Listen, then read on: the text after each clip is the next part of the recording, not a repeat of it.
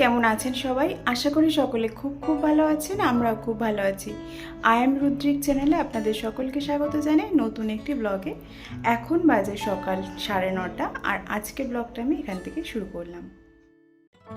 ভাতটা আমি বসিয়ে দিয়েছিলাম আর তার সাথে কয়েকটা সবজি কেটে নিয়েছি। সবজি বলতে রুদ্রিকের বাবা বলল বাজার থেকে একটু মাংস নিয়ে আসবে, সেই জন্য একটু আলু, পেঁয়াজ, রসুন, আদা এইগুলো কেটে নিলাম।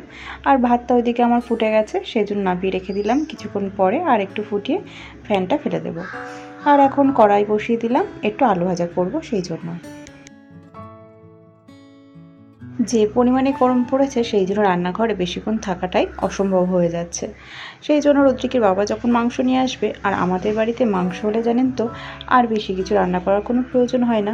তবুও ভাবলাম একটু আলু ভাজা করে রাখি। রুদ্রিক আলু ভাজা খেতে খুবই পছন্দ করে। আলু সিদ্ধটা খুব বেশি পছন্দ করে না, কিন্তু আলু ভাজা করলে ও খুবই পছন্দ করে, মানে দেখলেই আনন্দ পায় এমন ব্যাপার আর কি। কড়াইটাতে বেশ অনেকটাই তেল আছে, কড়াইটা আমি আর ধোবো না, একবারে ওই কড়াইটাতেই আমি চিকেনটা বসিয়ে দেবো। আর এদিকে দেখুন রুদ্রিকের বাবা বাজার থেকে একটা মালা নিয়ে এসেছে, সেটাকেই মায়ের গলায় খুব সুন্দরভাবে পরিয়ে দিয়েছে। কি সুন্দর লাগছে না দেখতে। এখানে আমরা এখনও সেইভাবে ঠাকুরের পুজো দেওয়ার জন্য কোনো রকম সেট আপ করে উঠতে পারিনি। এই যে একটা ফটো মালা দিয়ে একটু ধূপবাতি দেখাই, ব্যাস এইটুকুই। আবারও চলে এলাম রান্নাঘরে। আর হ্যাঁ, রুদ্রিকের জন্য আমি আগে ওই যখন আলু ভাজা করেছিলাম কড়াইতে তো তেল দেখলেন, ওখানেই আমি একেবারে রুদ্রিকের জন্য কয়েকটা মাংস আলাদা করে একটু হালকা পাতলা আলু গাজর দিয়ে মাংসের ঝোল রান্না করে ফেলেছি। তারপর কড়াইটা ধুয়ে এবার আমাদের জন্য একটু মাংস বসিয়ে দিলাম, কারণ আমরা বেশিরভাগ দিনই তো রুদ্রিকের জন্য হালকা পাতলাভাবে রান্না করি, নিজেদের জন্য আর এক্সট্রা করে কোনো কিছু রান্না করি না, ওই একসাথেই রান্না করে খেয়ে নিই। কিন্তু তবু চিকেনটা জানেন তো ওরকমভাবে বাচ্চাদের যেভাবে রান্না করে দিই সেইভাবে খেতে জন্য মাঝে মধ্যে একদমই ভালো লাগে না। মাঝে মাঝে মনে হয় একটু অন্যরকম টেস্ট করে রান্না করি। তো সেই জন্য রুদ্রিকের আজকে রান্নাটা অন্যরকমভাবে করলাম, কারণ যেভাবে রান্না করি আমি ওর জন্য, আর আমাদের রান্নাটা আলাদা করে করছি। এমনটা সবসময় হয় না, যখন রুদ্রিকের বাবা বাড়ি থাকে ওকে সামলাতে পারে তখন আমি রান্নাটা করি আমাদের জন্য, একটু আলাদা করে একটু মশলাটা বেশি দিয়ে, একটু স্পাইসি করে রান্না করি। তবুও যে পরিমাণে গরম পড়েছে স্পাইসি তো খুব বেশি দেবো না, একটু হালকা পাতলাভাবেই করব, তবুও একটু অন্যরকমভাবেই করব। এই যে যেমন কড়াইতে তেলটা গরম হয়ে গেলে আমি একটু চিনি দিয়েছি যাতে কালারটা সুন্দর আসে, তারপর পেঁয়াজ কুচি দিয়েছি আর শুকনো লঙ্কা তেজপাতাটা জানেন তো পরে দিলাম, না হলে যখন আমি চিনি দিয়েছিলাম কড়াইটা খুবই গরম হয়ে গিয়েছিলো, সেই জন্য তখন যদি আমি ওটা দিতাম তাহলে পুড়ে যেত, সেই জন্য আমি পেঁয়াজটা দেওয়ার পরে তাই শুকনো লঙ্কা তেজপাতাটা দিলাম, তারপরে আদা রসুন বাটা দিলাম আর একটু গুঁড়ো মশলা দিয়ে ভালোভাবে কষিয়ে নিয়ে এখন টমেটোটা দিয়ে দিলাম আর একটু নুন দিচ্ছি যাতে টমেটোটা তাড়াতাড়ি সিদ্ধ হয়ে যায়। আমাদের বাড়িতে এমনিতে এক তরকারি ভাত হলেই হয়ে যায়, আর এখন যা গরম পড়েছে রান্নাঘরে তো বেশিক্ষণ দাঁড়াতেই পারছি না। আর এমনি রুদ্রিকের বাবার খাওয়া নিয়ে খুব বেশি চিন্তা করতে হয় না, ওর যদি আমি এক তরকারি ভাত দিই তাতে ওর খাওয়া হয়ে যায়, যদি একটু ডাল সিদ্ধ আলু সিদ্ধ দিই তাতেই তো ওর একেবারে সোনায় সোহাগা এমন ব্যাপার। তো অনেকদিন পরে আজকে ওর ইচ্ছা হয়েছে একটু চিকেন খাবে, একটু কষা কষা মতন করে, সেই জন্য ভাবলাম শুধু চিকেনই করবো আর কিছু করবো না। অবশ্যই সেটা রুদ্রিকের বাবাই বললো যে শুধু চিকেনই করো, আর কিছু করার দরকার নেই। তবুও একটু আলু ভাজলাম, আর ওর খেতে ইচ্ছা হয়েছে সেই জন্য ভাবলাম ওর মতন করে সুন্দর করে রান্না করে দিই। সেই জন্য রুদ্রিকের রান্নাটা আমি আলাদা করে এই যে করেছি, একটু আলু আর গাজর দিয়ে পাতলা করে ঝোল বানিয়ে দিয়েছি। ঝোলটা একটু ওর রান্নাতে আমি বেশি করেই রাখি, কারণ ও শুকনো শুকনো একদমই খেতে পারে না, একটু গ্রেভিটা একটু বেশি থাকলে ওর খেতে সুবিধা হয়, ওর গিলতে সুবিধা হয় খাবারটা, সেই জন্য শুকনো শুকনো খুব বেশিও খেতে পারে না।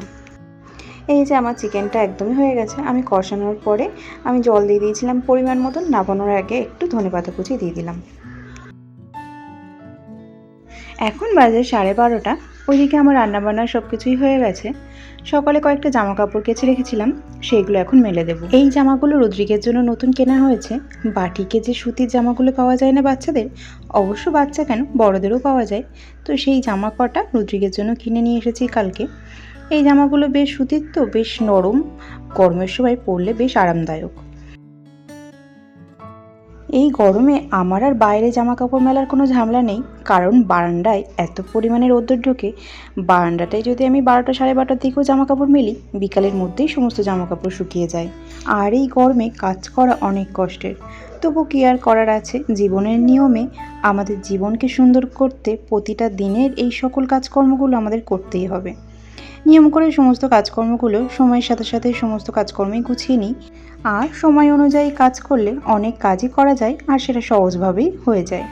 আর আমি চেষ্টা করি প্রতিদিনের কাজ প্রতিদিন করার, কারণ একটা দিন যদি আমি কোনো রকম কাজ যদি স্কিপ করে দিই তাহলে তার পরের দিন আমার কাজের চাপটা বেশ অনেকটাই হয়ে যায়।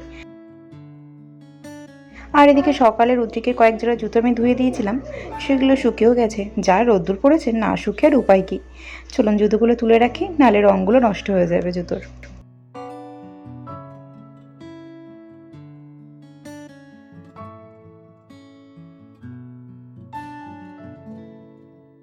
তো যাই হোক, এদিকে রুদ্রিকের খাওয়া দাওয়া সমস্ত সব কিছুই কমপ্লিট। এখন একটু খেলা করছে, এবার আমরাও খেয়ে নেবো, তারপরে ওকে একসাথেই ঘুম পাড়িয়ে দেবো। খেয়ে দিয়ে উঠেই আমি সঙ্গে সঙ্গে ওকে ঘুম পাড়াই না, একটুও খেলাধুলো করে তারপরে ঘুম পাড়িয়ে দিই, মানে ভাতটা একটু হজম হয়ে যাক তারপরে ঘুম পাড়িয়ে দিই। খেয়ে দিয়ে উঠেই সকলের, সেটা বাচ্চা কেন বড়োদেরও কিন্তু উচিত না খাওয়ার সঙ্গে সঙ্গে শুয়ে পড়া। তো যাই হোক, আজকের ব্লগটা আমি এখানেই শেষ করলাম। কমেন্টে অবশ্যই জানাবেন কেমন লাগলো আমাদের ব্লগ আপনাদের। ভালো লাগলে লাইক করে দেবেন, আর আমাদের চ্যানেলে যদি নতুন হয়ে থাকেন সাবস্ক্রাইব করে পাশে থাকবেন। সকলে ভালো থাকবেন, সুস্থ থাকবেন, ধন্যবাদ, টাটা।